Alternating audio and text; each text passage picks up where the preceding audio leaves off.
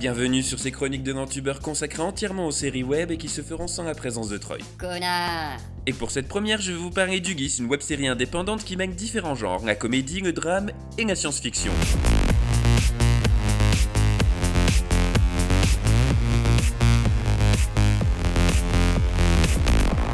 Composée d'une dizaine d'épisodes, l'histoire d'Ugis nous plonge en 2038. 14 ans après la fin d'une troisième guerre mondiale aussi dévastatrice que mystérieuse, une jeune orpheline, Elena, reçoit un carnet qui pourrait bien tout expliquer. Ce carnet raconte l'histoire qui, elle, se passe de nos jours d'un jeune homme unique, Ugis. En effet, suite à un accident, Ugis est orphelin, partiellement amnésique et légèrement suicidaire sur les bords. Cependant, Ugis a un petit souci pour parvenir à ses fins.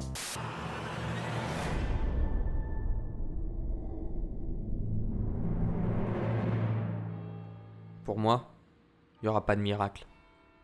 Parce que je suis immortel. Et ça fait chier.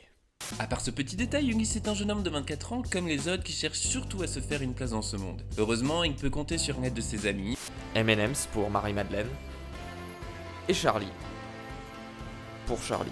Un enchaînement d'événements et de rencontres vont lui permettre d'en savoir un peu plus sur ses origines et sa situation particulière. Malgré quelques petits impairs, l'intrigue qui se déroule au fur et à mesure des épisodes est solide et cohérente. Elle se suit avec plaisir et intérêt et se densifie largement au fil des épisodes grâce à une mise en avant plus poussée de l'aspect SF de l'histoire. On s'attache aux personnages, surtout à Marie-Madeleine grâce à la très bonne performance de l'actrice, et on veut connaître le dénouement de la saison. Cependant, l'arc narratif autour de la relation entre les personnages de Marie-Madeleine et d'Ugis est un peu en dessous car il ne semble a priori pas important si ce n'est à faire office de comic relief. Enfin, le rythme de l'intrigue est très bien mené grâce à la bonne gestion des rebondissements dans l'histoire qui se dévoilent toujours au bon moment afin de maintenir notre curiosité éveillée. De manière générale, le jeu des comédiens est bon, sauf pour certaines répliques qui tombent à plat, à cause de quelques dialogues ayant un ton trop écrit et pas assez parlé, mais rien de rédhibitoire. On peut juste remarquer que les scènes de comédie fonctionnent de manière inégale, allant du moyennement réussi au plutôt drôle.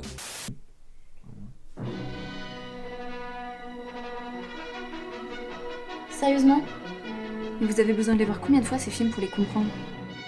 La réalisation et la mise en scène sont franchement impeccables et jouent parfois avec le récit en s'appuyant sur le fait que l'histoire que nous voyons est tirée de la lecture du carnet par Elena. Cela donne lieu à certaines scènes de comédie absurdes mais complètement assumées et là encore assez drôles.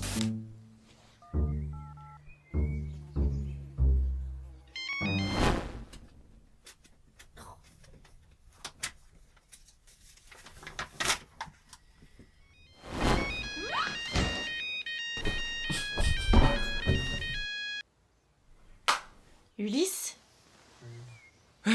Alors, lequel d'entre vous me raconte ce que j'ai manqué? Les cadrages servent de propos et sont bien pensés, quant aux effets spéciaux, ils sont plutôt réussis, surtout pour une web-série indépendante. Vous m'aurez compris, Ulysse est une web-série de qualité que je vous recommande. La série mérite de connaître un succès plus large qu'actuellement et j'ai hâte de découvrir la saison 2 prévue pour la fin de l'année. Et n'oubliez pas, faites-vous entuber mais faites-le bien.